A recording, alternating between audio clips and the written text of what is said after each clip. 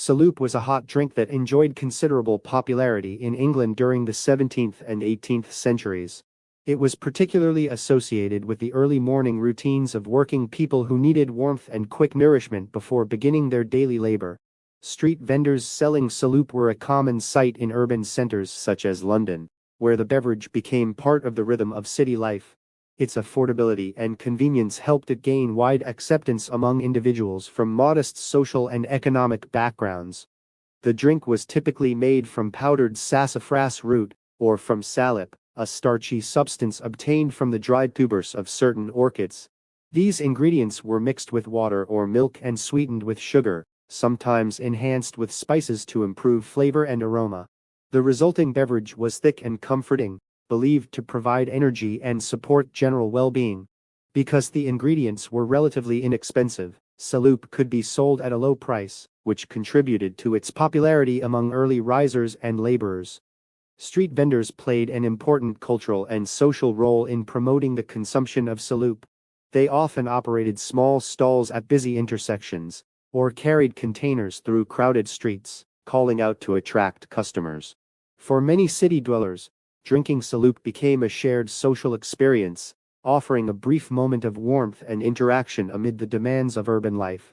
Writers and artists of the period sometimes depicted these vendors as symbols of everyday existence in growing cities. Over time, however, Saloop also became linked with folk beliefs about health and healing.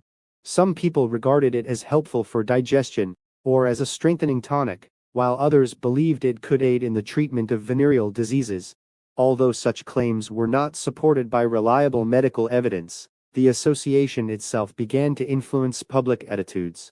In a society where sexual illness carried moral judgment and social sensitivity, the idea that Saloop was consumed as a remedy led to feelings of embarrassment about drinking it in public. This perception gradually contributed to a decline in the drink's reputation. Individuals who might otherwise have enjoyed Saloop began to avoid it to prevent misunderstandings about their health. Vendors found that fewer customers were willing to be seen purchasing the beverage, and some stalls lost business as a result. While this factor alone did not cause its disappearance, it played a noticeable role in shaping changing patterns of consumption. At the same time, tea and coffee were becoming more widely available through expanding global trade and shifting social fashions.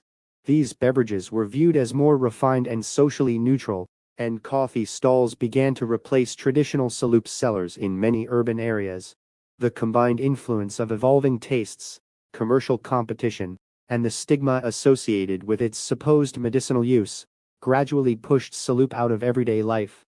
In conclusion, Saloop illustrates how a simple drink can rise to prominence and later fade as social beliefs, medical perceptions, and cultural preferences change, reminding us that even ordinary habits of nourishment are shaped by the complex interplay of health concerns, public image, and historical transformation.